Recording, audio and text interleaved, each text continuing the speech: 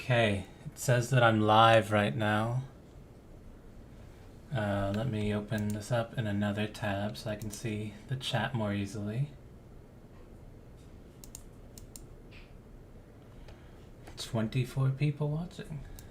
Not bad for being 8 minutes late.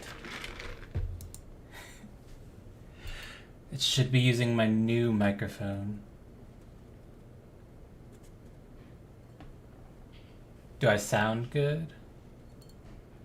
Is everything clear? Everything audible?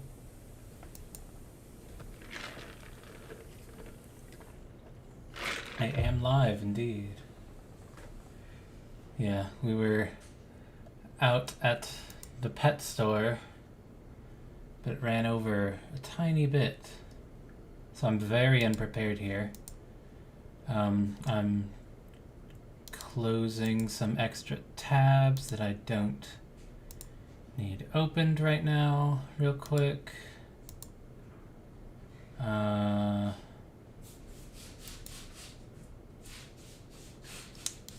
need these. Don't need this. Don't need these. Definitely don't need that. I've got a whole lot open here. I was expecting we'd be home before the stream time. We weren't. We ran late. Sounds great. Good. Yeah, we ran late because we got an animal and also looked at like 20 different animals. The goose still hasn't settled on what goose wants, but we got one for the both of us, so that's nice. It's a pretty lizard. Am I testing the game before Voyage all the time? I was actually adding some new stuff recently. Where is he, by the way? Right here. Okay. We're good. I was adding some new stuff recently, and the reason I'm here in the open space is I was sitting through the like musical performances earlier, listening to them to make sure that they all sound good. I actually figured out, I think it might have even been in place last year, but like the second class orchestra was 1 hour too late on the final night. And so they played literally up until 10 minutes before the iceberg hit. That was wrong, so I shifted that back to where it should be. But this stream is going to be the bio readings. I do have the passenger list over here, and my mouth is dry, so I'm somewhat dreading more bio readings already, but we are going to be going through those, don't worry. I see some people already mentioning. I'm trying to catch up on chat. I think that there's probably, whoops, that's Discord. Let me get that in the other tab. Gonna mention on Discord before I do anything that this stream is now live for anyone who may have forgotten about it or something. So, bio reading stream now live. We'll be reading some bios here in a few minutes. Come join us. There we go. Made the announcement. Can I do your bio? I'll need to know the character. Sounds good. Awesome. Let me, since we're still waiting, get some tunes in the background. Make sure it sounds good with the music. Hopefully the music's not overpowering. Hopefully my voice isn't too overpowering to the music. Bread? Is there a character named Bread? Are you asking me to read? Or are you just talking about bread? Some people's bios mention bread, apparently.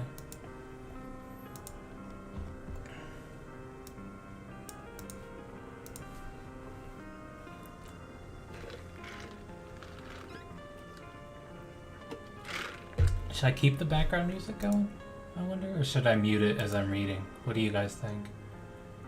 It's just random Adventure Out of Time music that'll be playing. from the player in game.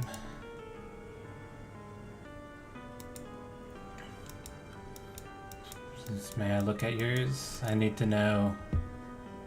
Yeah, Kaladin Hockley's here. He'll still be the first. The dog? What? You want me to read a dog's bio? Why can't I? Hang on, and then refresh. I can't like drag anything. It's weird.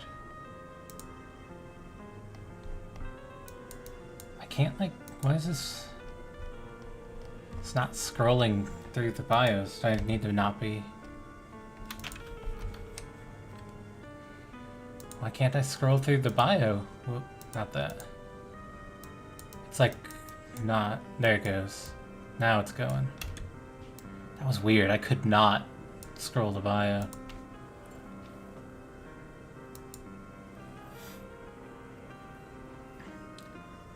Leave it. It's a decent volume. Music is good. Okay, we'll keep the music going then. Let me make sure I have it on shuffle.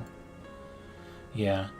I might flip to the main playlist. My big concern there, though, is that some of that music's copyrighted, and I don't want the video to get like taken down or have moments of silence. This Adventure Out of Time music, I know though, is good. Philip Edward. Okay. Let's just look up the last name. What is it? Edward Stein. That's the first one that I saw. Oh, a nice short bio. I like those. I'll read it. A young Jewish man on spring holiday, heading to New York to visit his beloved family for the first time in 6 years, when he embarked on the tough English grammar schools. Finally, he'll be able to travel on what is the finest on the seas, bringing a beginning to an eventful start. See, Timothy Clarkson here. After living in America for 26 years, he decided to go to the United Kingdom and stay there for a while. After staying in the UK for 5 months, he bought a first-class ticket on a steamliner named RMS Titanic to go home. Nice and simple. I like the simple bios like this. Just base most detail you need. Liticote. Am I misspelling? Hang on, let me copy directly.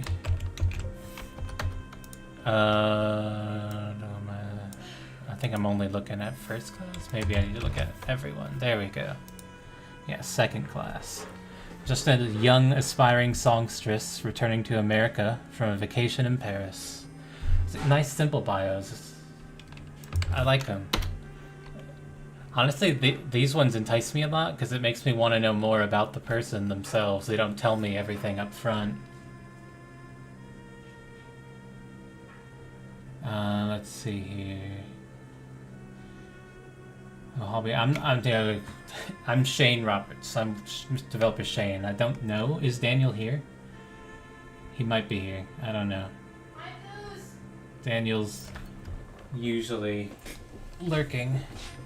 There's a lot of people throwing out names, so if I can't get to everyone's today, or if I miss yours, there's only so much I can do.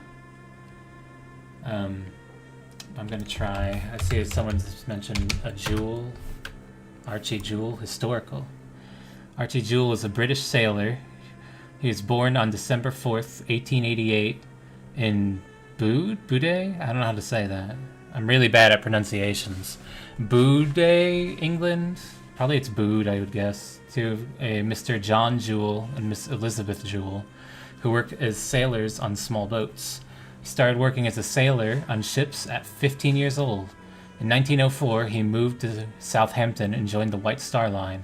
He would serve as sailor on the RMS Oceanic for 8 years before being transferred to RMS Titanic as a lookout.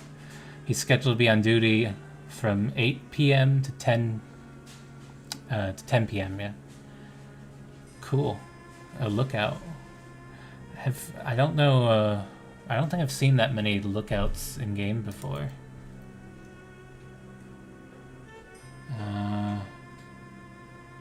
Oh my god. You want me to try and read this?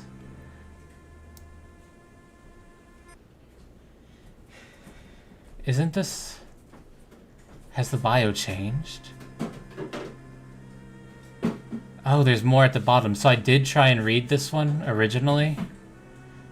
I'm pretty sure this bottom section wasn't here though, so I'm gonna go through the bottom section. In my first one though, I did read the top section. I remember this person. So you're already throwing the hard ones at me. I thought I heard someone behind me. But no one's there. Goose must be walking around. Okay, so she was entirely homeschooled at the family estate Villa de la Alumdina in Las Desclavas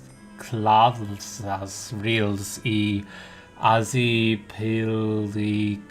Tegarais Soiraren Bere Colariar Param Garis Curti Maracaro, located in the countryside of Azpilque Tagarai Kosaroi Aren Beren Colaria Parangarek Kutirimarco. She was a bright little girl. Rumor has it she'd be able to speak and write her own full name starting at age 4. Right after her debutante, Maria Raffaella married the Marquise. I forget how it wasn't. Didn't we say it was Marquise? Marquise. I'm pretty sure is how he said that's pronounced. Of Colinas del Campo de Martin Moro Toledano, heir of the fortune and titles of the de Rodriguez family. Tragically, her husband passed away just 3 years after their union was celebrated.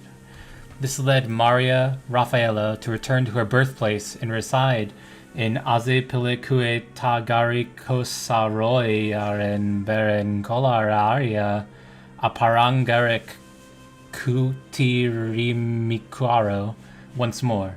She's traveling to New York on the RMS Titanic in order to visit her property in Mexico, Casa de Krung the Pvamkam Almanratanakosin Mahintarautaya Mahadilo Kpop Naparatsaniburium Udom, oh my god, Udom Rat Wet Mahastan Aman Fiman Wantan Sathit Sakathitiwasnyang Kamprasit. There we go. That's the rest of that bio. I've read the first portion of that one on a previous day, but this new bottom portion, I'm pretty sure it's new at least. Definitely has one of the more ridiculous names in the Voyage. God, already trying to wear me out here. It's just not Spanish anymore. It sounds like a mix of Latin and some Nordic country. Watch this be a trick, and we're tricking him in summoning some sort of forbidden Greek demon. Hang on, I hear. What are you calling me for? Said, are you butchering my language? Yeah, I'm butchering your language, sorry.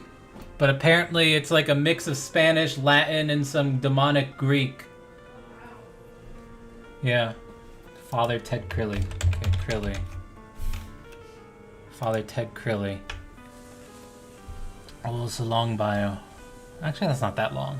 It looked longer than it was. Name, Father Ted Crilly. Born, Wednesday, 1st of March, 1865. Age, 47 years, 1 month, 14 days. Nationality, Irish. Last residence, Craggy Island Parochial House. Craggy Island, County Clare. Occupation, priest. Class, first class. Port of embarkation, Queenstown. Ticket number 113685. 29 pounds, 14... I forget what the S stands for. What does the S stand for? Moving on. Father Edward Ted Crilly was born in Dublin, Dublin, Ireland, on the 1st of March, 1865. He was the eldest child of Michael Crilly, a legal clerk, and Sheena Collins, both natives of Dublin, and was the elder brother of Francis Crilly. Soon after completing his schooling in St. Columba's College, Father Crilly became interested in the religious life and so left to study theology at the University of Cork, and thereafter traveled to Rome to join the Irish College.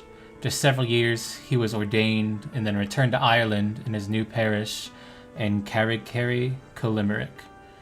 Further parishes he called home were Castlelawn, Dublin, followed by a parish in Wexford. He was a well-liked priest, regarded as very approachable and personable by his congregation. After a series of financial discrepancies appeared in the parish accounts, he was sent away from Wexford to Craggy Island by Bishop Leonard Brennan. Father Crilly's desperate cries of "the money was just resting in my account" fell on deaf ears, and he soon had to settle into his new life on the remote island. Ooh. Scandal. Father Crilly was described as standing 6 foot 1 inch, with a crop of mostly gray hair, with blue eyes and a slightly hooked nose. One feature which was instantly obvious to those who met him were his thick, bushy black eyebrows. After several years in Craggy Island, he was apparently redeemed and sent back to his former parish of Castlelawn. The arrangement, however, was not to last long. Only a few weeks after his arrival, he was soon shipped back off to Craggy Island after raising money for a sick child to visit Lourdes and then losing the money in a Dublin casino. Oh my God. Eventually, his prayers were answered after a visiting American priest offered him the chance to go to America. Ted quickly accepted, and after arranging things with the bishop, he began to pack up his belongings and prepared to head for his new life in Los Angeles. Purchased a ticket traveling on Titanic in first class with allowance given to him by his new benefactor, and traveled down to the ship to join the ship on the early morning of April 10th, intending to stay the night in town before joining the next day. Ted was cunning and somewhat disingenuous. He was also willing to help out whenever trouble arises. On occasion, he'd also think of a way to scheme himself or others out of trouble. Although he could be caring and helpful, he could also become easily annoyed by perceived idiocy around him. He was sometimes full of himself and believes he's on top and superior to everyone else. His passions in life include smoking, gambling, and reading, with his dream of one day becoming a best-selling author. He sounds like a colorful type.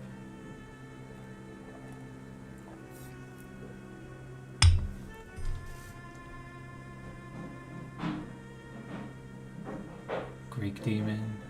Someone wants to see Earl of Nottingham.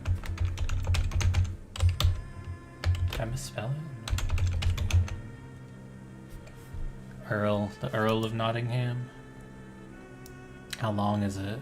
Not that bad. Henry was born January 5th, 1864 in Manchester, England, in a prosperous and popular family in British society. His father was a big businessman and owned big hotels in England and America. He was also the Earl of Nottingham. The mother was a fashion designer. It was a close family. Always have been. Henry had a happy and normal childhood, and he had great manners. At age of 13, his father showed him how the business world worked, so he would later become a good businessman himself. When Henry was 23 in 1883, Charles gave up his title and gave it to Henry. Also got the subsidiary titles Viscount, I think, Maidstone, Baron Finch of Daventry, Baronet of Eastwell, Baronet of Ronston. Henry became the next Earl of Nottingham. His father also retired, and he gave him all the hotels he had, and at the same time he became a businessman. The family often went to America to go to their largest hotel in New York and stay in the largest suite. They only did this when big and special events were going to happen around the hotel. A few years later, in 1887, they got invited to a society event in France, a big ball. They stayed there for a while in France because they had an estate in Saint Etienne. At the event, they met the family Archambault, I think. Had a daughter named Anna Archambault. Henry and Anna were good friends, and they fell in love. Henry married her at age 31 in Saint Etienne, in 1891. Anna had also changed her family name to Barrington when they got married, and they also became the new Countess of Nottingham. In 1894, they had their first child, a daughter named Evangeline Barrington. A year later, their second daughter, named Antoinette Barrington, was born. Later, when they went back to England, they stayed at the estate of Nottingham. The family lived together. Henry had always feared losing his parents. In 1898, the two daughters had already aged. It was a burden to take care of them since Henry was now in charge of all of their hotels. He wanted to spend time with his daughters, so he asked his father if he could lead the hotels again for a while. He accepted and found it very understandable. A month later, Henry, Anna, Antoinette, and Evangeline started to spend a lot of time together. They often went to Spain, where they had a small estate in Palma. Not until 1903 did Henry regain control of all the hotels. Many years later, in early February of 1912, they decided to go back to Anna's motherland, France. Leaving, they wanted to have one last long vacation before leaving for America on the RMS Titanic for a party in their biggest hotel in America. The parents also went to France with Henry. Later, they heard a small fire started in the west wing of the Grand Hotel, their largest hotel, which says itself in the name. Henry went to look at the damage, which was actually not that bad. Only a few small rooms had burned down. Fortunately, there was no other damage. Quite coincidentally. So it was discussed, everything was packed up, and on April 7th, they left the train from Saint-Étienne to Versailles, later to Paris, and then to Cherbourg with another train to board Titanic on the tender Nomadic. Henry's parents had stayed home. Henry swore to send telegrams to them, and he often did. There's the Earl of Nottingham. Seeing Ailsa McDowell. I've got to move something real quickly, and then I'll read this one.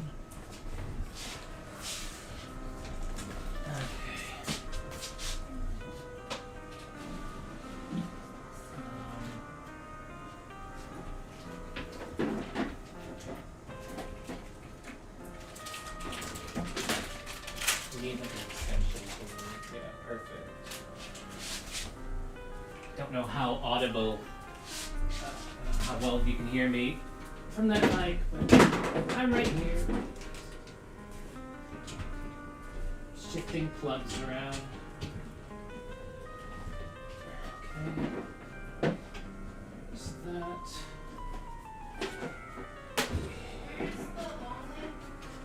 Stick this one at the bottom. There it is.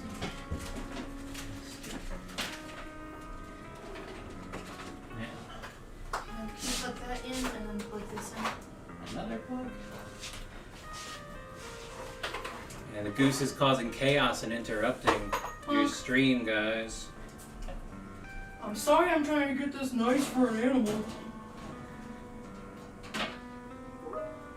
Here, look at that if you plug this in. Small plugs.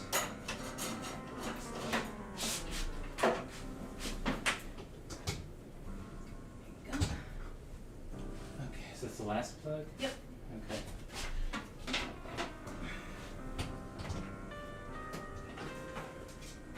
So I feel like this song has looped like 10 times. It's driving me crazy. Go on. Oh! There it goes. It's bright. Okay. There, everything is now plugged in. I'm back. I need to change this song though. I've heard it so much. That's cool. Okay.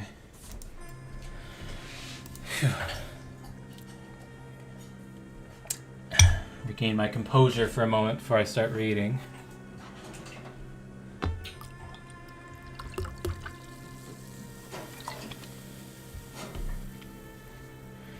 If I've seen the TV show Crillies from, I have not. I don't watch much TV.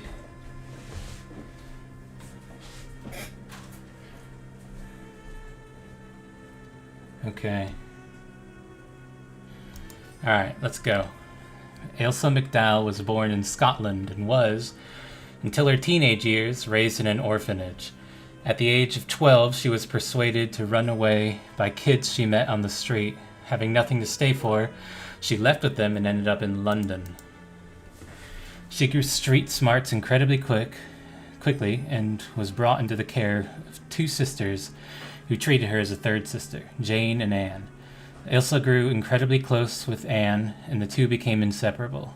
Being about 4 years older than Ilsa, Anne began to show her everything she learned in the slums. This included activities such as petty crime, pickpocketing, scamming, and the like. Ilsa exceeded most of the others her age. In 1907, tragedy struck and she lost her best friend. She persisted in her antics and grew notoriety among her peers, who eventually gave her more work. This work was brought forward by an overarching group known as the Cobras, who controlled the vast majority of the East End slums. In 1911, under mysterious circumstances, the leader of the Cobras, Jim Kane, was found dead in a room engulfed in flames. He'd been shot in the head. Ailsa continued to live in the slums, now in a position of power.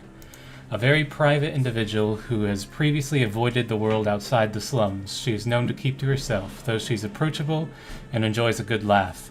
Or argument, which she's known to also commonly have if someone says the wrong things to her.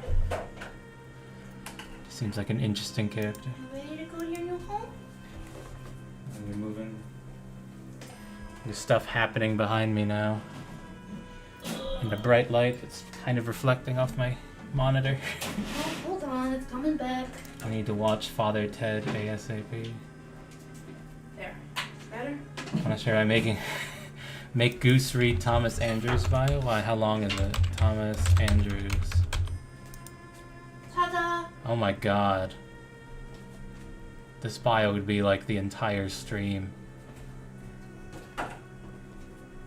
Literally, that would be the entire stream.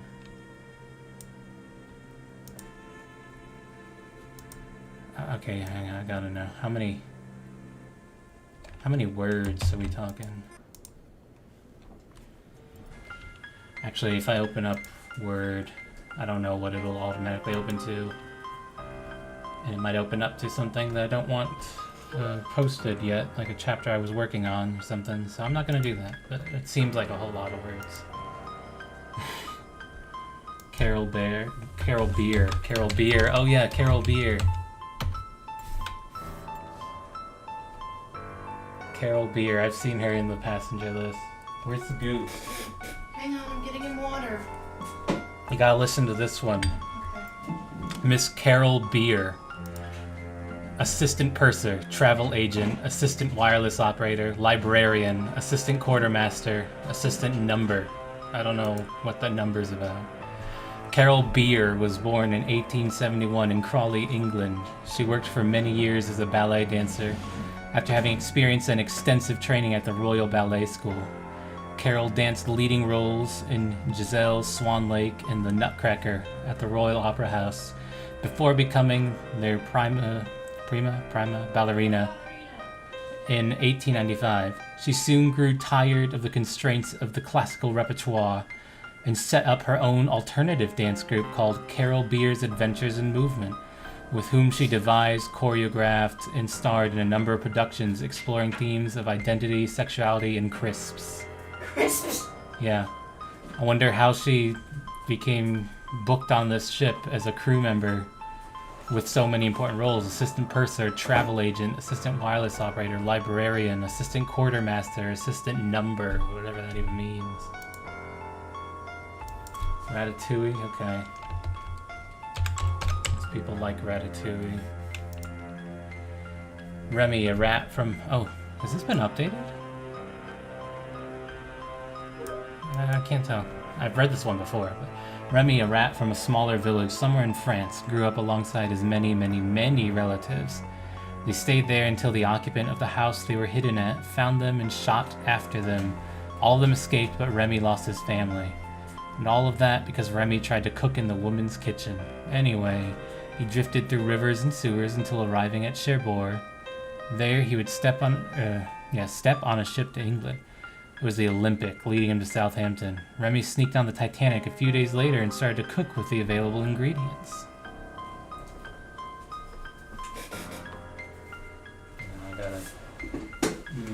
work laptop here, too many notifications. Nothing I need to look at anyway.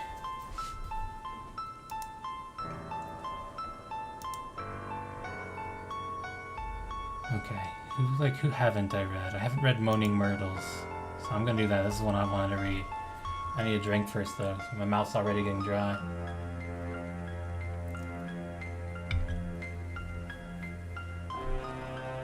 Okay, Myrtle was just a quiet girl who enjoyed crying in bathroom stalls when she was brutally murdered by Tom Marvolo Riddle's little pet. Now she enjoys crying in bathroom stalls, but with a little more flair. Her favorite spot to mope is the U-Bend. Myrtle is a people person, and loves to visit and chat about things, but we're told that sometimes she makes people very uncomfortable, considering she likes to chat while you're visiting the loo. Myrtle considers herself a free thinker and is a bit of an exhibitionist. This makes you undercomfortable. Then I suggest you find somewhere else to bathe. Just beware that if she takes a fancy to you, no lavatory is safe.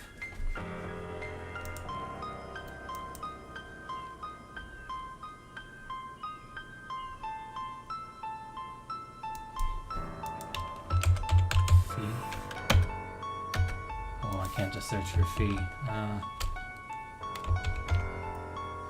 Finnegan. He's got the shorter bio. I'll read the one with the shorter bio, because if I read too many long ones, I'll get tired out. Mr. Finnegan Finn Fee II, son of a deceased coal miner. Finnegan Finn Fee II. Why can't I say that? Finnegan Finn Fee II.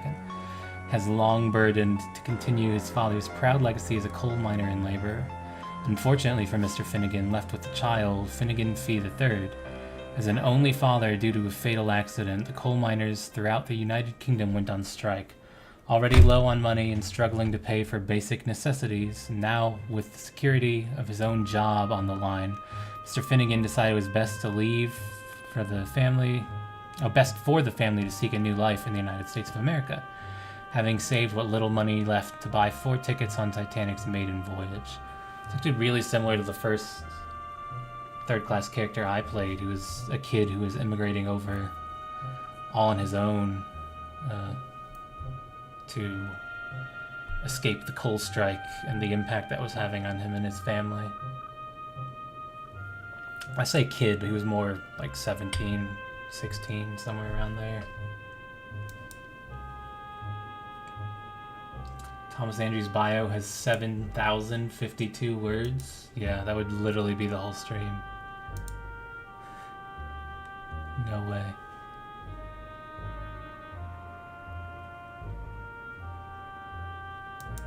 There's Daniel, he's here. The Adventure Out of Time music makes you feel uncomfortable. You feel like you're listening to a horror story, aren't you?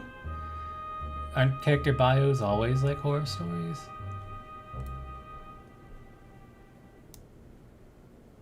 Oh, I saw Catherine Janeway. She's from Star Trek. He's having a bath. Whoops, I didn't mean to click on that. Look. You know I'm trying to stream, man. But there's a lizard. Yeah, I can enjoy the lizard after the stream. Now you've got the animals all active in here. Goose causing chaos. What else is new? It's my life. Interrupting the stream. Let's hope that family doesn't end up like the Donegans. I'd be concerned for them. There's a Hell's Kitchen contestant.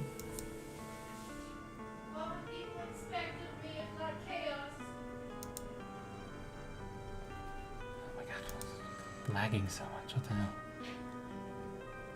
hell? Let's see.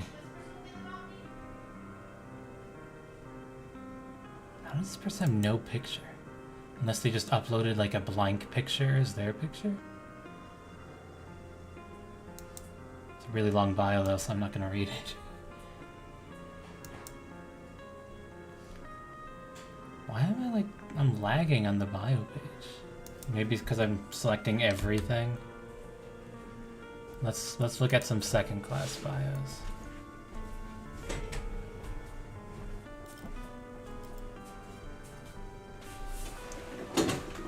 Do I see anyone here that sticks out to me that I haven't looked at yet?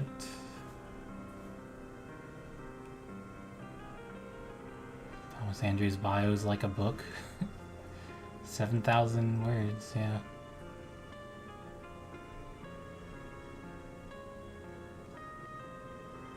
The man with no picture. 7,000 words? Yeah.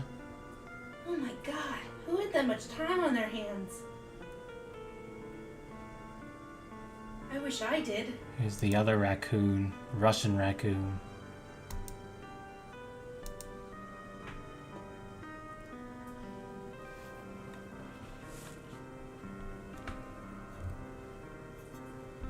Am I taking suggestions? Yeah. Read all the bios from C93? I'll read one of them. If it's short. Let's see, C93. Which one do I want to go with? Let's go with the shorter one. Vladimir Alexandrovich Colt from Switzerland. One of the big entrepreneurs. Lives in the small town of Licker. Is there really a town called Licker? His childhood was difficult. At school, he was constantly oppressed by classmates, had few friends, almost never went out. Parents even thought about homeschooling, but then insisted on real schooling. Until last grade, he dreamed of putting everyone's throats... Putting everyone's throats? Slicing them? But he knew what the consequences would be. All his young life, bad memories and shame had dared. He did not know where he could find his true refuge, but in 11th grade, everything changed. The appendages of a leader appeared in him. He could not stop his madness.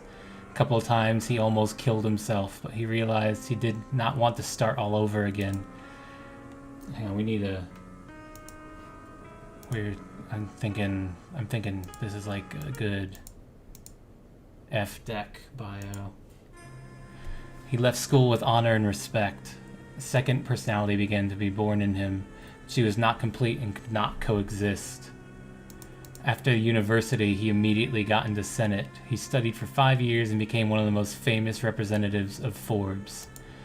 The estates had one subsidiary oil companies, Isaac, the astronomical agency Nartes, and the forensic agency BCA, which was accidentally created by the order of the friendly countries between his homeland and England, where he met username. I'm assuming that's just a typo or something. Where he met username who was in his 20s. These people never got along. It's the way the username. It looks like, it reminds me of like a graphical glitch in a game. These people never got along, but once on March 31st, a difficult case was entrusted. Despite the fact they were entrepreneurs, they had to unleash a case of the theft of diamonds from one of the most famous Swiss banks. This guy lives a very intense life. The traces led to Southampton. Then young people began their long journey. P.S. A bunch of numbers. Is that like a code? I can't decipher that. Ooh, let me see. I like codes.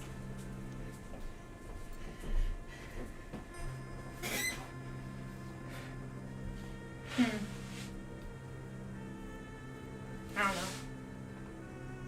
You don't know? Yeah, I If don't it know. was all numbers, I might have been able to figure something. But Oh, you're there's right. letters. There's letters too. Oh Yeah. yeah, I have no idea then. I was like, you could almost try to match numbers, or, but I don't know.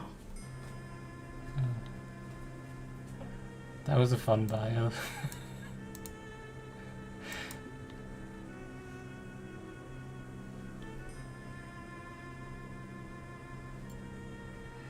Let's see here.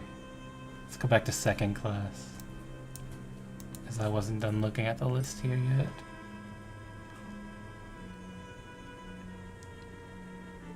Second class seems pretty normal to me, honestly.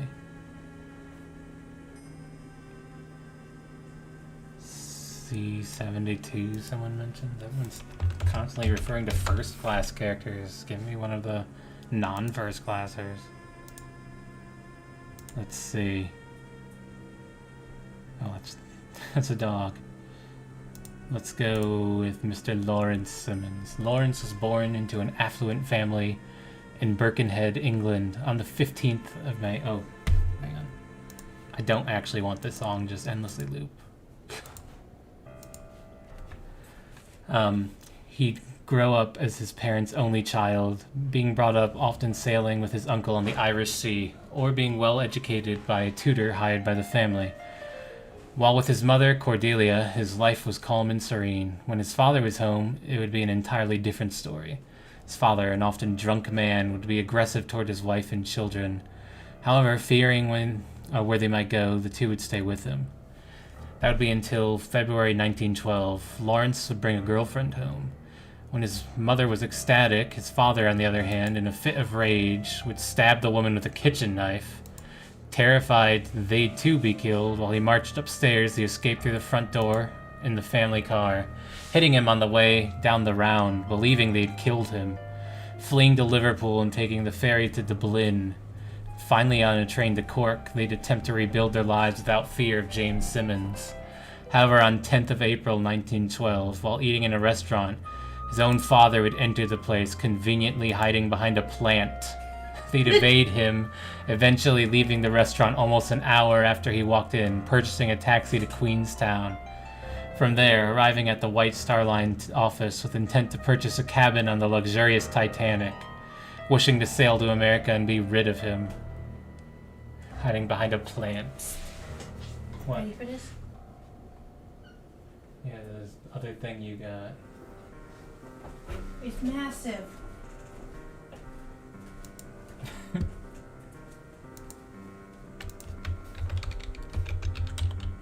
I'm being distracted. Hold on a sec.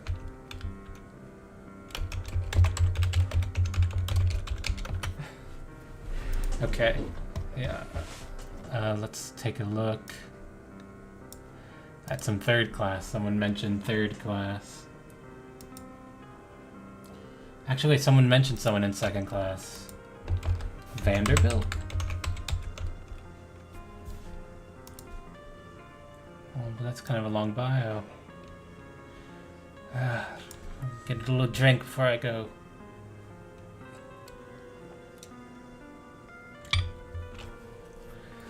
Emily Thorne Vanderbilt was born January 31st, 1852 in Staten Island, New York, as the fifth child and second daughter of William Henry Vanderbilt. Prominent business... Are these referring to the actual, like, the Vanderbilts, the famous ones? Prominent businessman who amassed a huge fortune from shipping and railroad. Alongside himself, his wife, Maria Louisa Kissam. Her paternal grandparents were Cornelius Vanderbilt and his wife, Sophia Johnson. More family stuff, I'm going to skip that. In Emily's early life, she was raised in the family's main residence between 51st and 52nd Streets on the west side of 5th Avenue, New York City. However, she was relocated to Oermezo Castle in Hungary for the beginning of her education. There, Emily attended the preparatory Wellesley Institution. I bet you this was a first class character who had the book in second, because first class is already full. Where was I? She proceeded in after school activities as well, participating in the institution's music program, as well as many significant after school organizations. Emily flourished as a social individual, connecting her to even more prominent American families such as hers. This led to many successes created from these connections. In her later years, she had finished her time at the institution and was immediately faced with the aspect of her future life. During the summer of that same year, she went to the city of Prague in Bohemia to study philosophy and architectural history, accompanied by her aunt, who resided in Rhode Island, but was heading to Boston for business measures. Oops, too far down. Emily resided there for the remainder of her youthful life, attending social events, picking through charity work, when she had the chance. She was unaccompanied by her aunt till a year later, where she soon resided alone without her aunt due to homesickness of New York. and wanting to settle, Emily purchased Bartow Pell Mansion in the Bronx, New York, the same year. She purchased it from the failing household, the Pells, who were in desperate need of cash. And there she ran as mistress of the estate, hosting and connecting lavish parties with a variety of American families that also withheld smaller estates within New York. At the end of her teenage years, she took an excursion to France, where she attended a ball thrown by the Ebner family of Connecticut and was introduced to William Douglas Sloane, prominent businessman and philanthropist. After a year of courting in 1872, the 20-year-old Vanderbilt was married to William Douglas Sloane. Sloane was the brother of Henry T. Sloane of the carpet firm, W&J Sloane. Together, Emily and William became the parents of 3 daughters and 2 sons, including Florence Adele Sloane, Emily Vanderbilt Sloane, Lila Vanderbilt Sloane, Lila Vanderbilt, 2 Lilas, William Douglas Sloane, and Malcolm Douglas Vanderbilt Sloane. Yeah, that definitely seems like a first-classer who had to book in second to me.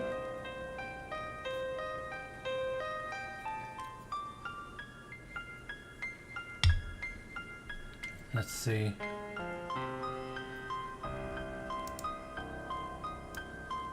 I was gonna look at third. Wait, does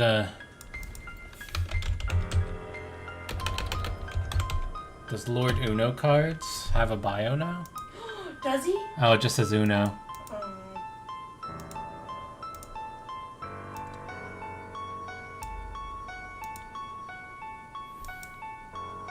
Actually, I haven't looked at any crew yet, I think, aside from Carol Beer. You looked at Beyonce. Well, the first time I did, yeah. I haven't looked at any crew today.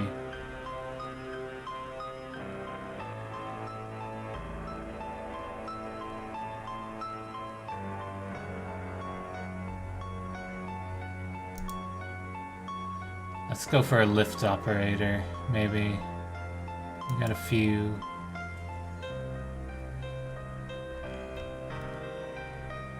This is a fairly lengthy bio, so I'm going to opt for the one with the shorter one. Are there any others? Lift operator, lift attendant. There is, but the other one doesn't have a bio. So I'm going to go with this guy. Get myself a little drink. You want me to read Simon as well? I can read Simon's too. Emil Grayson promises there's no one better at getting you where you have to go than him. He loves to talk about the history of elevators, although his stories on the subject always seem to change every time he tells them, and to give passengers directions around the ship. Some have filed complaints about his directions in the past, claiming they only made passengers even more lost than they originally were. He is one of the best lift attendants on the Titanic, soon due for promotion to bellboy, although that promotion has frequently been delayed on account of bad performance reviews with the purser, and he's always eager to help out. On this crossing, he was slated to operate the second-class elevator again, as no one could ever dream of letting him anywhere near the first-class elevator. Much to his surprise, he does not seem to be the only lift attendant slated to work this particular elevator, however, which is quite a curiosity since most lift attendants operate an elevator single-handedly with no others helping them out. Nonetheless, he is determined not to let it ruin his voyage, or his prospects, or utter lack thereof, of a promotion. And then Mr. Simon Grenache. I'll read him again, sure. Simon Grenache has worked with the White Star Line for a number of years, serving as wine steward on board the RMS Adriatic and Olympic. Shortly into the Olympic's career, the smokeroom keeper inexplicably disappeared. Simon was quick to take advantage of this moment, accepting promotion to serve as the Olympic smokeroom keeper. When the opportunity to continue this role on Titanic presented itself, he was quick to jump at the opportunity. Simon is a somewhat strict man who often takes up leadership roles within the crew. He likes to have things orderly and enjoys very much when things are within his own control. This has led to some of his co-workers describing him as being difficult to work with, although all of them admit Simon is a man who can get the job done efficiently and with little to no room for failure. In spite of his no-nonsense attitude, Simon often seems distracted, intently listening in on passenger conversation. He has a keen fascination in delivering notes to passengers, often going out of his way to see them placed into their hands. This has aroused some suspicion among his co-workers that Simon is involved in strange business, but none would dare ever voice those suspicions to him personally. No one wants to get on Simon Grenache's bad side, for most of those who have all mysteriously vanished within the past, including a particular smokeroom keeper whose job Simon recently claimed for his own.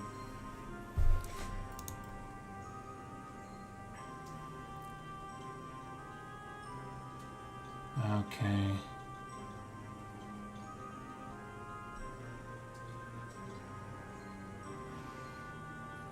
You want me to read your bio so you know what to change when there's less than 25 days to go? Oh, am I going to be your, like, spell checker? Your proof checker? Proofreader? Okay. Let's do it. This is now the proofreading stream? It's not too long, too, so yeah, I'll definitely do it. Blow Alfred Hofstadter. Occupation, former physician, artist, and photographer. Family, Mr. Joseph P. Hofstadter, father. Elizabeth A. Hofstadter, mother. I'm probably, mispronouncing that, by the way, but whatever. I'm horrible. Blow was born in London in 1884. Blow is the only child of a wealthy and somewhat noble family.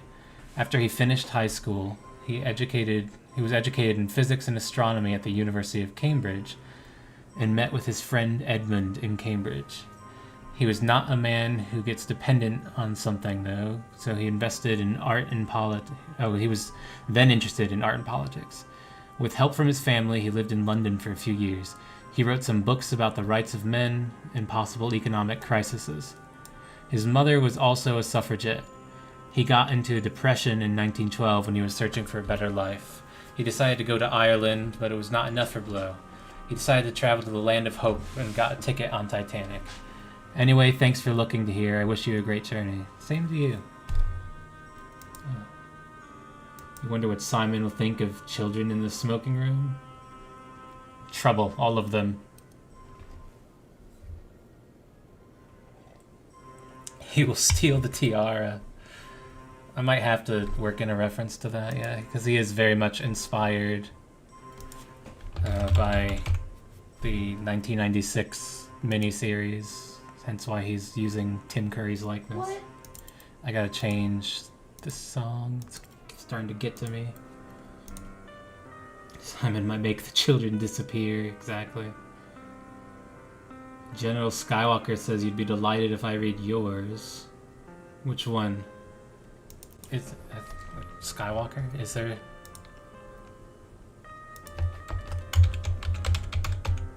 Ismay bio. I can look at... just look up Walker. I can look at Ismay. I don't see it. Let's look at Ismay. Oh god, there's 47 mentions of Ismay. Let's look at Bruce. Joseph Bruce Ismay. Here he is. It's a little lengthy, but I'll at least read some of it. Joseph Bruce Ismay, born to Thomas Ismay and Margaret Ismay in Crosby near Liverpool on the 12th of December, 1862. He was the eldest son of them all. Ismay had 6 younger siblings, 2 male and 4 female. He spent his childhood in Cheshire and was educated at Elstree and Harrow School before eventually, when a bit older, he was educated in France for a year before his tuitions to cease shortly after. After 4 years of being an apprentice to his father in a world tour, he represented his father's line in New York before settling down with his marriage to Julia Florence Ismay throughout 1888. They had their first child, Margaret, in December of 1889, followed by a boy, Henry Ismay, in 1891. The couple cited it in their best interests to return to England after the birth of Henry. Unfortunately, he passed away in October of the same year. I didn't know that. Ismay was made a partner in the firm Ismay, Imrie and Company in 1891. His wife gave birth to 2 more children, one in 1894, another in 1897. Shortly after Oceanic entered service, his father passed away on the 23rd. That's when he became the chairman, right? Yep. That's when he became chairman. In 1901, his firm was approached by American interests. White Star Line became part of the International Mercantile Marine Company. Ismay owned 8 other companies. In June 1902, his wife gave birth to their youngest child, George. The evening of summer 1906, him and his wife dined in Downshire House. The Cunard Line, the largest British competitor of the White Star Line, were building 2 large ships. These 2 liners would be called Mauretania and Lusitania. I'm kind of like skim reading, by the way, to make it go a little faster. Sorry if I'm not reading exactly how it's written. These 2 ships would not only be exceeded in size compared to any other ship, they'd also be faster than any other in the world. Ismay and Peary came up with the idea to build 2 liners, possibly 3. They'd be named Olympic, which was originally the name of the unbuilt sister of the Oceanic. I didn't know that either. That's interesting. And the Titanic. A year later, the order for both ships was made. Ismay oversaw the rise of both ships at Harland and Wolff and requested any changes regarding accommodations on board the ships. Ismay was present for both of their launches, and he boarded the Olympic's maiden voyage in June 1911, making notes for changes on Titanic. Olympic was larger than Lusitania, making her the largest ship in the world. Competitors of White Star Line began making ships to compete with the Olympic class. Cunard Line began building a liner named Aquitania that would be launched in 1913, while the German Hamburg America Line made an even larger class. The first ship of that class would be named Imperator, and it would be launched soon. On 21st of March 1912, Ismay's daughter Margaret married George Cheap, a high-rank officer in the British Army. Oops, too far down. Sir Ismay and his wife stayed with them. Titanic sea trials began on the 2nd of April, and Mr. Ismay was there representing the White Star Line. And of course, Thomas Andrews, a friend of Ismay, was there as well. The White Star Line consisted of 40 ships after the launch of Titanic. Ismay accompanies all ships on their maiden voyage. Titanic's no exception. He's on board the ship April 10th with his servant Mr. Fry and Mr. Harrison, his secretary. Unlike Olympic's maiden voyage, Ismay will travel alone as his wife will not go on a yacht holiday.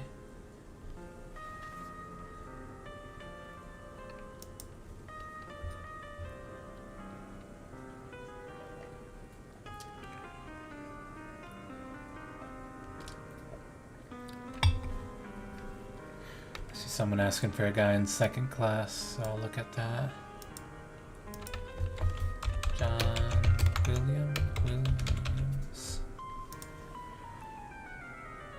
John Williams, Boston D54. Oh, destination Boston. John Williams was born on June 18th, 1886 in Boston, Massachusetts, to his parents. I'm just going to skip the names, sorry. They take up time. He had the most wonderful childhood with his 3 siblings. He was shown places all over the country. He saw many beautiful people and cultures. During his teen years, he went to high school and graduated as one of the smartest kids in his class, won numerous championships and sports tournaments. When he turned 19 in 1905, he went on his 10th ocean liner voyage, on the RMS Cedric in 1st class. He moved to Paris so he could go into law school. When he was 25, he graduated, and John decided to go back to America and visit his family in their massive estate. And Boston newspapers posted John Williams, heir to the Williams fortune, would be returning. He quickly went quiet. In March 1912, he decided he'd continue the trip, but instead of going on the Mauretania as planned, he'd board the maiden voyage of RMS Titanic. Purchased a 2nd class ticket, even though his parents, who were millionaires, sent money enough for one of the finest special staterooms. He refused so he could further conceal his identity. By April, John purchased D54 on the port side of 2nd class accommodation, telling his parents to no longer publish anything of his temporary return to Boston. Even when Titanic would dock, he had refused transportation on the Williams family private train car. After spending 1 month in Boston, John would then return back to Paris and then somewhere in the United Kingdom to settle and raise a family not following his parents' footsteps, so they could live a more free life.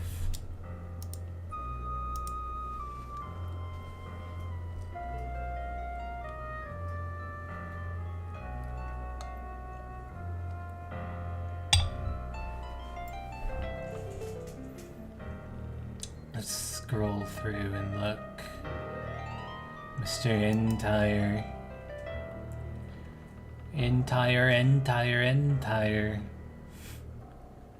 He's on the Titanic to go see his grandma. How nice.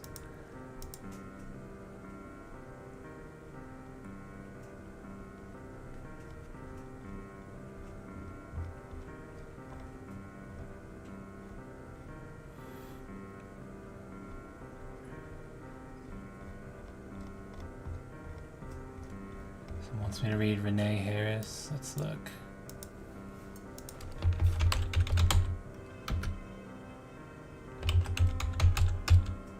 There. No, I just saw it. Where'd it go? Let's try reading. Oh, I just saw it again. That's the first one, right there. There it is. Born in Washington, D.C. into a prominent upper-middle-class Jewish family, to parents Mr. Philip Wallach, a luxury jewelry store owner, and Miss Rachel Wallach, née Hilsheim, the seventh of 9 children. Death of her father in 1882 prompted her mother to take in boarders to support her family, most of whom worked as secretaries in various nearby government offices. One such boarder incited a keen interest in law for Renee. Or is it Reen? I guess you'd probably say that as Reen, wouldn't you? Reen, and when, along with her mother, encouraged her to undertake secretarial studies, which she did so, before eventually finding work in a Tennessee congressman's office, where she remained for 3 years. Moved to New York City at the age of 22 to study law proper, also took a job as a legal secretary in order to fund her education, support herself financially, and gain work and experience in the legal field. Gave up the prospect of a legal career despite excelling in her studies and showing great promise in order to support the love of her life, famed theatrical producer and director of theater managers in Greater New York, Henry B. Harris, whom she married in 1899 after a whirlwind romance. Avid fan of the theater herself, Reen quickly became her husband's business partner, assisting and advising him in every respect. There's a truly equal partnership in every sense, and so much does her husband value her input that he's publicly claimed he would never take an important step without first consulting her, and jokes that she's a better businessman than he is. Is co-owner of the Harris, Hudson, and Foley's Bergeret theaters in New York, alongside her husband, and holds senior positions on the boards of several actors, unions, and equities. Has brushed shoulders with many of the famous and influential, including notorious actress Evelyn Nesbit, who was the catalyst for the murder of architect Stanford White back in 1906. Oh, I'm getting a notification. 1906, in what the press dubbed the trial of the century, after a close friend of Lily Langtry, who introduced her and Henry to none other than the late King Edward VII himself, who entertained them regularly on visits to England. Returning home with her husband after an extended trip to North Africa and, latterly, England, where they set in motion plans to bring the productions of Maggie Pepper to London in May, secured the U.S. rights for the full-color British film The Miracle. Full-color film back then? I didn't know there were full-color films in 1912.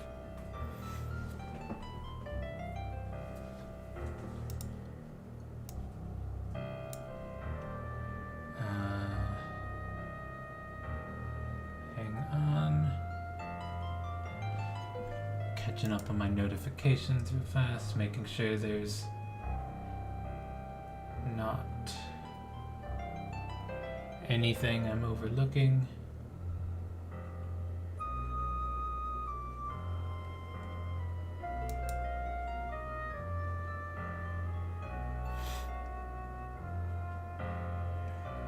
Oh, someone mentions imposter, I saw, yeah. Imposter's here. You look kind of sus.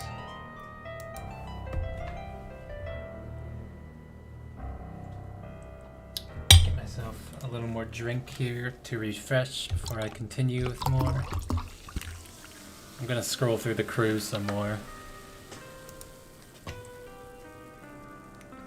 I haven't looked at the crew in a few days. Wait, what? Did I just missee? Oh, Senator Franklin Delano Roosevelt. Yes, the White Star Line does love to hire senators of New York.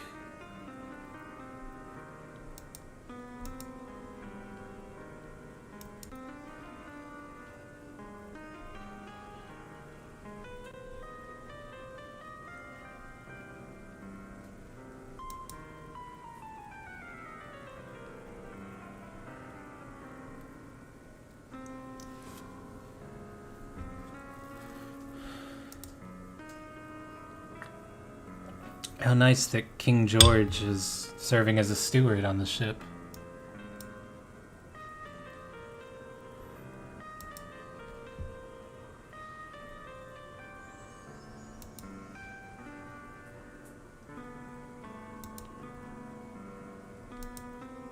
The ship's cat.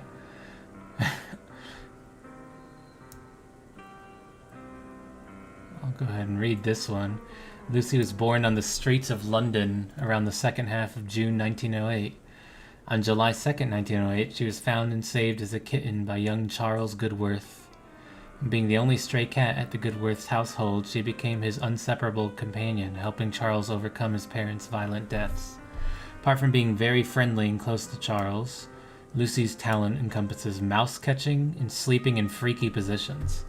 Unlike other cats, she loves accompanying her human friend on his walks to observe the nature of London and loves to be carried around.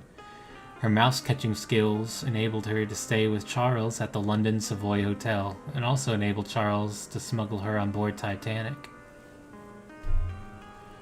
Charles Goodworth, I'm assuming. Yep, that's this lift operator here. That's neat. Bringing on board your cat.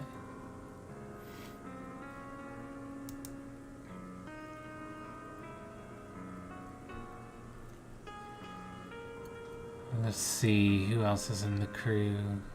We're scrolling up from the bottom.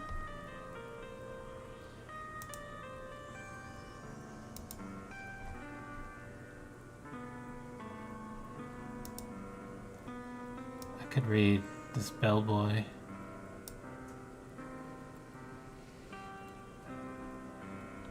Let's read the bellboy. Born in Newcastle upon Tyne, the only son of parents Mr. Courtney Tremaine Sr. Tremaine? I think I'm saying that right. A floor manager at Fenwick's department store, and Miss Elizabeth Tremaine, a secretary at Newcastle Royal Grammar School. Courtney Quincy Tremaine, along with elder sister Libby, had little to worry or disturb them growing up. Thanks in part to the small size of their family, mostly their father's well-paid job, he and his sister, for much of their upbringing, enjoyed countless privileges and freedoms that most children of working-class families could only dream of. Nice clothes, good food, warm house, even holidays. Unfortunately, it wasn't to last, as Mr. Tremaine perished in 1909 following an accident with a tram. His sister was forced to drop out of school and seek work, which she found at the very store her father once had worked at, as a filing clerk and typist. His mother, who already worked as a secretary, was forced to take another job, teaching typing. Courtney was permitted the privilege of remaining at school for a while, where he excelled in his studies, but eventually he too had to find work to make up for the income lost after the death of his father. At the age of 12, he dropped out to seek employment. He hoped to follow in his father's footsteps at the store, but unfortunately, they had just taken on a great surplus of staff and couldn't afford much more, or any more. Much to his disappointment, Courtney had to look for work elsewhere. He found it with the White Star Line as a bellboy relaying messages and carrying out odd jobs. It wasn't ideal, and his mother and sister hated the thought of him being away, but he would be trained, the pay was good, and Courtney was ready for the adventure. First started working on the working on the Olympic, being on her maiden voyage. Sends most of his pay back to his mother and sister, with whom he is close and misses greatly when he's at sea. The prospect of working on the world's largest and most luxurious liner kept the homesickness at bay for a while, but it didn't take long for him to start missing them terribly.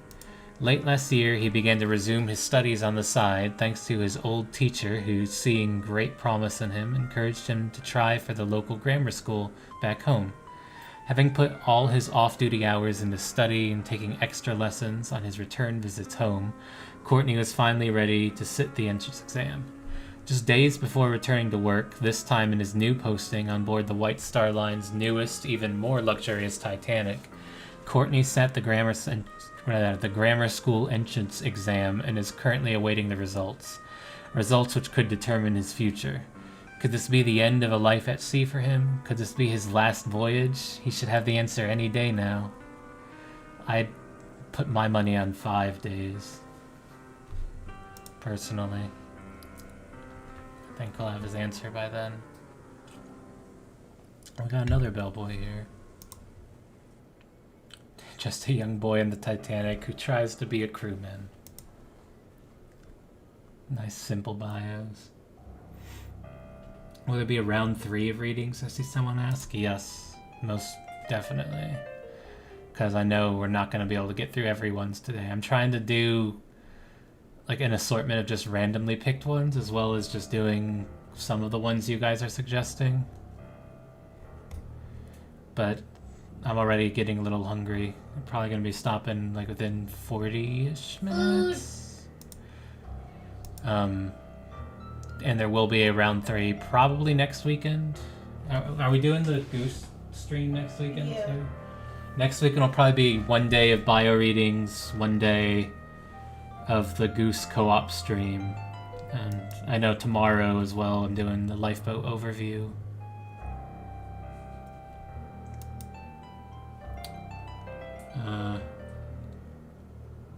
Mahala? Didn't I read Mahala the first time? Let me look at it and see if that's who I think it is. Did I read this one? I don't think I read Mahala, so I'll read Mahala now. Having inherited a more than ample-sized nose and an even more ample personality, Mahala Douglas was well aware of her physical attributes and was bemused by some mirth it induced. Despite this blemish, she was known for her exceptionally glamorous attire and an inexplicably bewitching quality that allured men. She could further boast of possessing a fine set of legs, which she herself described as exquisite. Perhaps no greater asset was in her possession than her contralto that rendered her well known in Iowa on account of her beautiful voice. Often a soloist at the Green Opera, she became a vocal teacher at Coe College and received further accolades for her performance as Buttercup in HMS Pinafore. Divorcing one's husband at the age of 42 would send any woman into a whirlwind. Mahala is not any woman, however. In little time she was swiftly wed to her childhood sweetheart and recent widower, Walter Douglas. The couple built their estate in Lake Minnetonka, where the elegant Hotel St. Louis had once stood. Mr. Douglas had made his fortune in linseed oil in a company that became the giant Archer D. Midland. It did not hurt that he inherited millions from his father, who founded Quaker Oats. Mahala was an aspiring writer and admired the expatriates, I don't think I've ever seen that word before, and bustling French culture, which she hoped to transplant to her native Midwest in the form of a Minnesota Renaissance, beginning with her house. Thus she and her husband eponymously named her new chateau Walden, as an homage to Henry Thoreau's masterpiece about a poky little pond back east. The newly built Renaissance mansion needed proper bureaus and buffets to entertain the elite, so Walter and Mahala set off on a lengthy European tour to shop and hobnob with the lost generation in Paris. Once they'd acquired appropriate furniture for their palatial retreat, they loaded everything onto the world's largest luxury steamer, the Titanic, and prepared for a triumphant return to Lake Minnetonka. So they're traveling with a bunch of furniture in the cargo hold.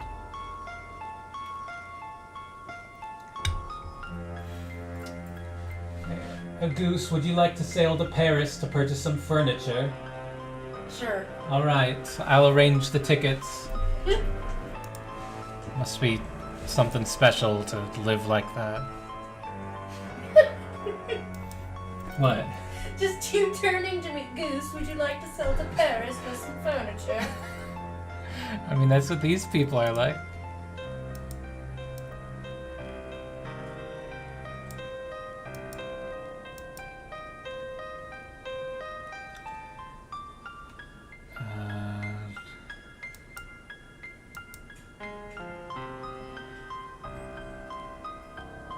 Trying to catch up. Holland, that's a new name. Holland. Aurora Holland? Or Tom Holland, which one? I think it was Aurora Holland, right? Yeah, let's do it. Lady Aurora Olivia Holland was born May 17th, 1890, on a small family estate in Devonshire near its main city, Exeter. Her father, Baron Henry Holland, died before her birth in Sudan. Many friends of Lord Holland tried to support the young widow with a child in her arms. A particularly frequent visitor was a cousin and old friend of Lady Holland's husband, Lord Mortimer. As her mother called her, Roe, as her mother called her, was sincerely affected to this family and was happy when Uncle Edward came. The beginning of the fall of 1902, by fatal accident, Catherine was killed, shot in her own carriage along with her lawyer. Wait, shot in her carriage by fatal accident? Was that like a hunting accident? Aurora moved in with Uncle Edward.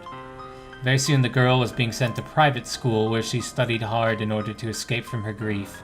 Being a pathological excellent pupil, Aurora excelled in almost all disciplines. She played piano and sang beautifully. Her drawings were always admired with liveliness and elegance. Her needlework was impeccable. The dance teacher always said she was graceful. The only problem was literature. Aurora honestly read Shakespeare and Byron, trying to see the beauty of poetry, but could not understand them. She was much more attracted to natural sciences, which was not very encouraged in the women's private school. The girl's curious mind often rose questions that put the science teacher, Mr. Howard, into a dead end. However, instead of facing her down, the woman answered with a smile, sometimes distracting from the original topic, occasionally even hoping to find the answer in books after lessons. This approach to learning only developed the child's thirst for knowledge, and by age 14, the girl was already doing scientific research by herself. After graduating from school, Aurora did not plan to get married and to plunge into her family life. She dreamed about university studies, but Uncle Edward did not share her desires, though he often gratified the whims of his niece. Together with his wife, Lady Sandra, he introduced the girl to the court, and apparently began to look for a profitable marriage for her. Fate made its own adjustments. In 1908, Lady Sandra died. The entire next period until the end of spring 1909 passed the family in mourning. During this time, Aurora was still able to persuade her uncle to give her permission to study in France, where the famous Marie Curie taught. And in 1910, she left to study again. While living in Paris, she corresponded frequently with Lord Mortimer's daughter, Iris, who considered her to be one of her closest friends. From her, Aurora learned that in April 1912, Uncle Edward suddenly decided to make a voyage to America. He intends to take with him his daughter and niece. By that time, Aurora would have to finish her studies at the University of Paris.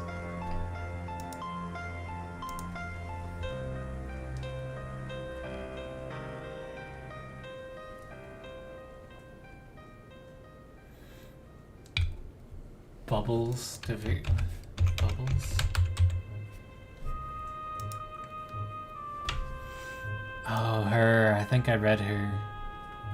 Bubbles de Vere Faddington was born in Brighton, England in 1859 as the daughter of Elizabeth Bouvier and Sir Richard Faddington IV. Bubbles is a well-known socialite and simply adores traveling the world, enjoying the luxuries it has to offer. With her utterly beautiful stature, it's no surprise that Bubbles has been married 5 times before. Her 5th husband separated from her in 1911 after personal disputes. To get her mind away from the separation, Bubbles spent several months at the Hill Grange Health Spa, becoming a permanent resident there. In 1912, Bubbles decided she had enough and must travel the world again, so she booked the finest suite on the RMS Titanic.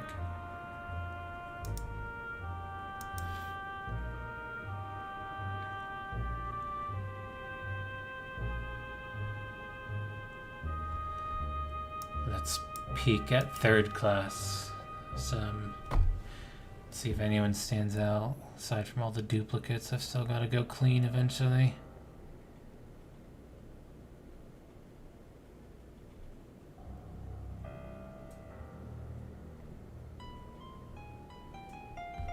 Request for Fable Sutherland. I can look at that, yeah. What's this picture? It's a cloud with a frowny face, just another man heading to America. Okay, let's look for Sutherland. There we go. Miss Fable Sutherland is the youngest daughter of Arthur and Rachel Sutherland. And I need a drink before I get into this. Her family only recently advanced to their newfound status of substantial wealth as a result of her father's unprecedented success as a stockbroker. Though her family departed for America soon after in pursuit of establishing a lasting foundation outside London, she pleaded to instead remain another year in England for the betterment of concluding her current education. There ensued a fair amount of controversy over her obstinance to remain in London alone. But ultimately her father's favor for her was sufficient enough to allow her to remain with a trusted friend of the family till her studies had been completed. Despite her admirable attainment of the academic, there exists a clear distinction between what is now expected of her in this knowledge and what she envisions as the ideal outcome for her fanciful imaginings. She's known as a deep admirer of poetry, art, music, and performance, almost every element of the practical woman's life lost to her sensibilities of artistic passion. What, did I read that right? Yeah, okay. In the place of more proper ambitions, she writes plentiful stories displaced from her own realities, perhaps dreams of pursuing the lofty vision of self-written actress upon the stage. Her family imagines that this state of whimsical yearning is only destined to be fleeting and have elected to properly allow her childish nature to sort itself out for current position apart from them. This has only succeeded to a certain extent in making her appear, on the eve of departure, as a young woman desperately conflicted over her future, wrestling with frightening new realizations about herself, and searching for a meaning beyond the expectations that have been thrust onto her with the family's newfound society. Pending journey aboard RMS Titanic, above all else, seems the final dream of innocence before waking into the world with decision, and for that reason she anticipates it with both dread and indulgence. Okay.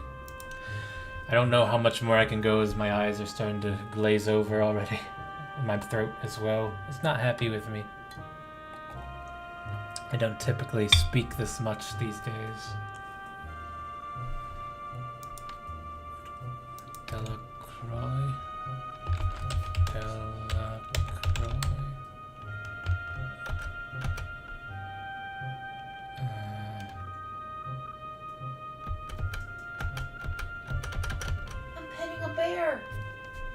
This one? Oh, that's really long. You're trying to destroy me, aren't you? Alright, let's skim read through it. Amélie Justine Hélène Delacroix, better known as the Countess, despite her title being Comtesse de Béziers, was born an only child on the 1st August 1837 in an aristocratic French family. French aristocrats, kind of neat. I don't see people play that often. Close to the city of Montpellier. The amount of French nobles after the revolution has drastically shrunk, but smart decisions during the revolution by the daughter of the family had spared the family any sort of damage. Amélie grew up without care in the world. She had private teachers, spent her childhood in their chateau, away from the crowds of France. She grew up in a way that was different from the standard way of preparing girls for adulthood back then. Her mother taught her from a young age that being independent was one of the most important things you could achieve. Amélie, having great respect for her mother, took those words to heart and never let go of them. Thus she's been studying the classics, reading every book in their father's grand library, and helping father out with paperwork. Due to this stimulation from both parents, she's quickly developed a sixth sense for number, business, and strategy. At age 13, they went to the Netherlands, or she went to the Netherlands with her mother. She had ties with a certain family called the von Swanenbergs. The von Swanenbergs were a family with great influence and status in their home country. What she did not know, however, was her mother already arranged for her to see a certain boy, Florian von Swanenberg, who was the heir of the titles and wealth the family carried with them. Florian and Amelie did not get along very well at first. Florian thought she was too liberal in her ideas. Amelie, though, said that Florian was unwitty with no sense of dignity, often overall very boring. But alas, their parents did not give up that fast. Slowly but surely, the two developed a bond with each other, started to appreciate each other's different skill sets. It took several years of visiting for the bond to end up as something more. On the 14th of April, 1867, Florian proposed. The couple lived happily ever after. Amelie's parents passed away. They took their residence at the Swanberg estates, such as Wansvlucht Castle and the family's chateau in Montpellier. 9 years later, in 1875, they had their first child. They had children. Let me summarize. They had children throughout the next the next 6 years, I think that is. They could sadly not enjoy a married life with children for long, as Florian passed away in 1881, a few months after Henriette's birth. Because of this, Amelie had to raise her girls alone. This developed a strong bond between the three and was the perfect opportunity for Amelie to pass her mother's advice along to her own daughters. Despite her husband's death, she continued to live as the woman she'd always been. Today, Amelie has raised the Swanberg family to new heights. She has, for one, become figurehead of the female, perhaps even financial independence. Following Queen Wilhelmina's example, she quickly started investing in real estate and new ventures, making her one of the first self-made millionaires in the Netherlands. The exact amount of the estate that belongs to her is unknown, though it's said that currently there has to be at least 10 private estates, ranging from castles to apartments and even a winery. She's a fashion icon, grand collection of tiaras, diadems, colliers, and other bejeweled accessories. She started an auction house the year Florian died to distract her from that grief, and Maison Delacroix is now one of the leading buyers and sellers of luxury goods and rare antiquities. She's usually found in her hometown Montpellier, where she has the space and time a woman her age could want on the French coast. The chateau, which is actually named Montcascade, is regarded as one of the most stunning estates in the area, nicknamed Les Perles de Montpellier. On April 10th, she boarded Titanic with a distant family member, Francine Cardinal, I think, actually. After visiting a dear friend of hers, Pamela Finch, in Egypt, they've made several stops in Italy and France on their way to Cherbourg, where they are going to board the ship. She's been heard complaining about the fact that the Swanberg's private train carriages were unavailable to be brought to France to bring her there. She wasn't going to travel there in one of those horrid little cars. Her reason for traveling is somewhat uncertain. One source says it's to inspect her property in New Orleans. Another mentions some business to do with purchasing diamond mines in Africa. What not many know, however, is the true reason is because she's made private arrangement with an art and sculpture collector who owns several pieces of French and Dutch masters. Who knows, maybe she'll hatch plans for another business venture on board. Being, in her words, only 74, she's far from retiring and carries a cloud of mystery, status, and wealth around her. Don't make the mistake of underestimating her. What she lacks in physical strength, she makes up for in cane whipping. Whoa.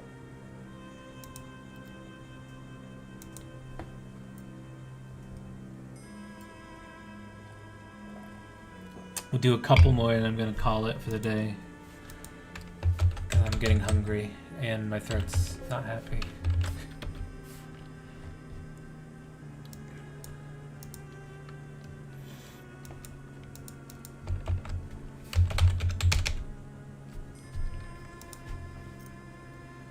Okay. Mr. Ostel Clater. Background data. Born 12th of April. Full name, Austell Kenvern Clater. Was a craftsman born in Fowey, Cornwall, UK. Personality laid back, hobbies craftsmanship. Reason to come to America.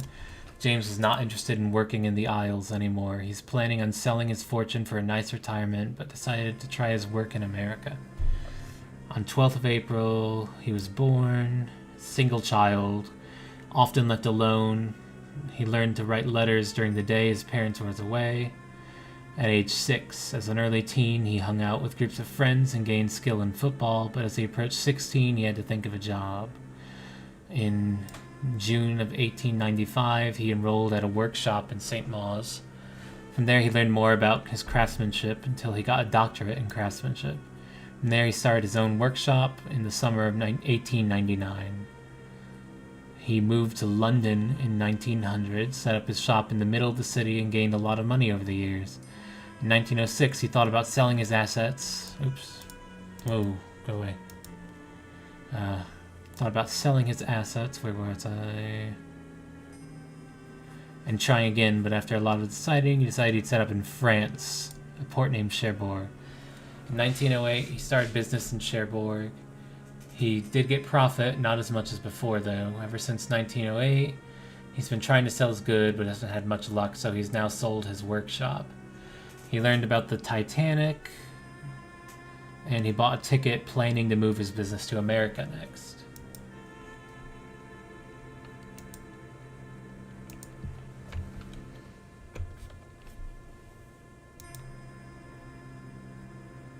Let's see here.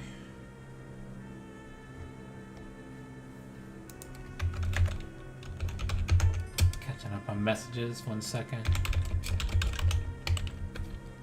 Okay.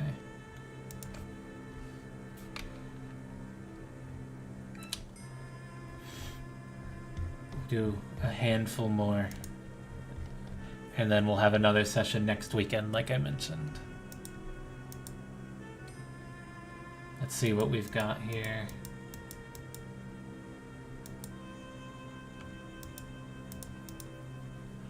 The page is frozen. It's trying to tell me to stop. Okay.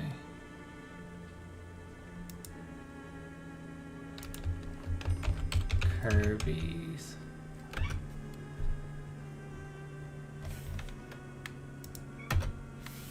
And Lena. There it is. Give me a drink first. I'm also almost out of drink, so when that happens, it has to end immediately. I can't do it. Miss Kirby had had enough of her husband's nonsense. I like how the bio starts with that.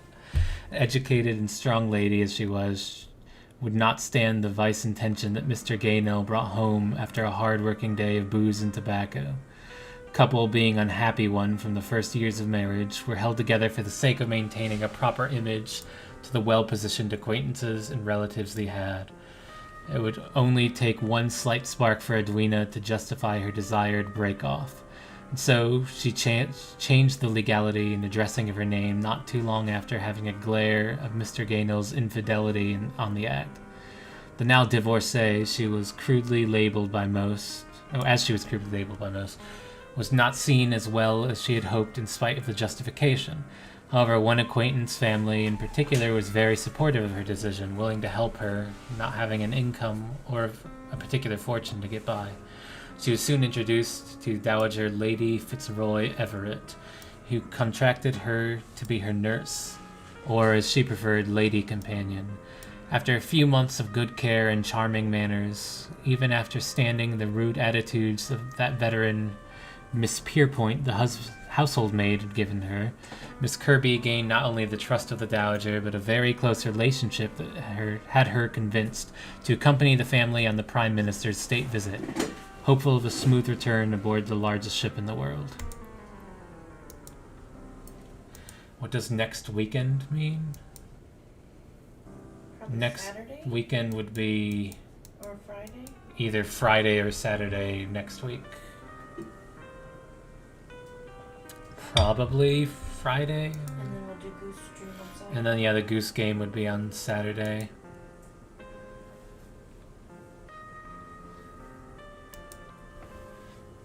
My drink's pretty much gone now, so I can do like maybe one more. First name I see is for a Miss Simmons. Mrs. Simmons. So I'm gonna do that one. Which Simmons? This one? There's a lot of Simmons.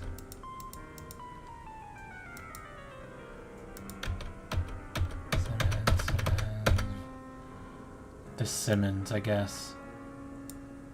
Yeah, I think it's this Simmons. Cordelia was born into... Wait. Did I do... Yeah, let's just do it. Cordelia was born into an affluent family. Whoops.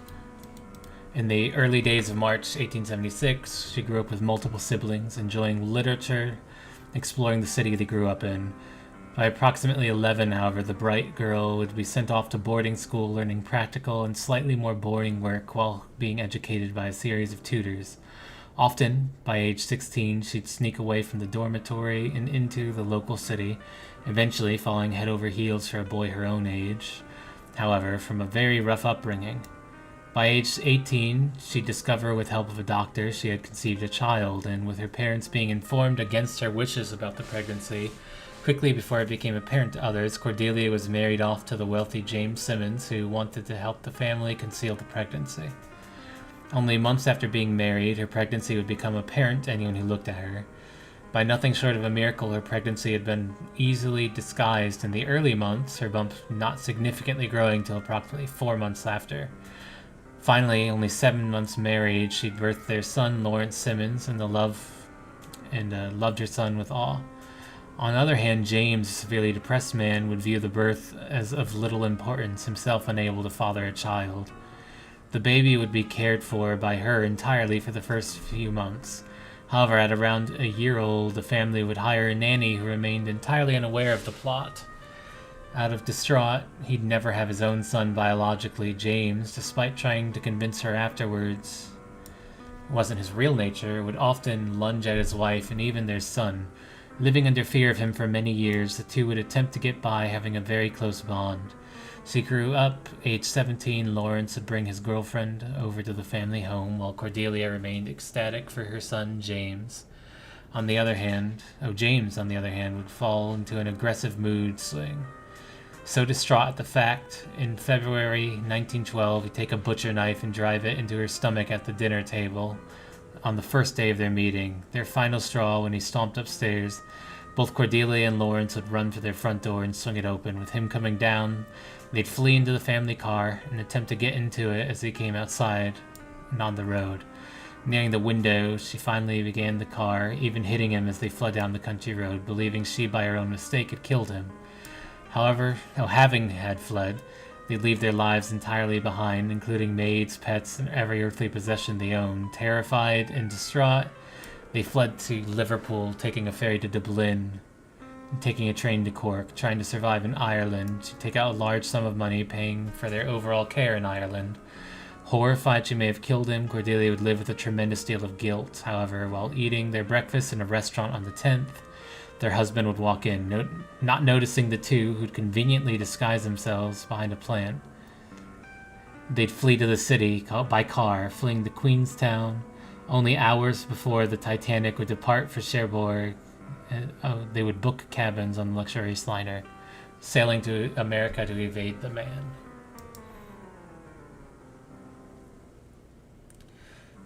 And I'm basically out of drink. You hope my drink is lemonade. I'll leave it a mystery.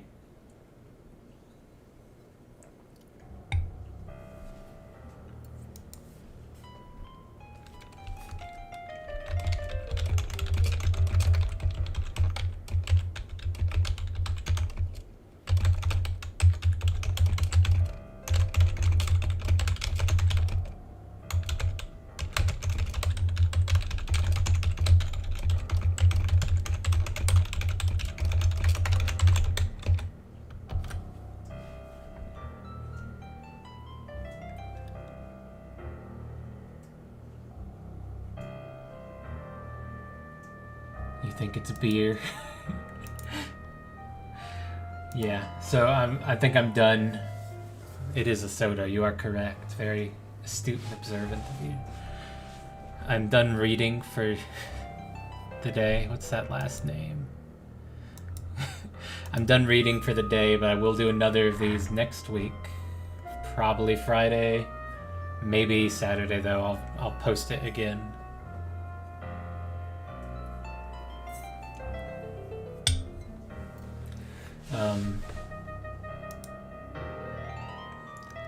Yeah, I don't know what else to say really. There's some interesting bios in here though. Interesting characters. Obviously a lot I couldn't get to yet. That's why I'll do another one. I'll probably, since there's so many, even do like one more in 2 weeks, maybe even. If there's still enough demand for it. Just do it like weekly up until the voyage itself.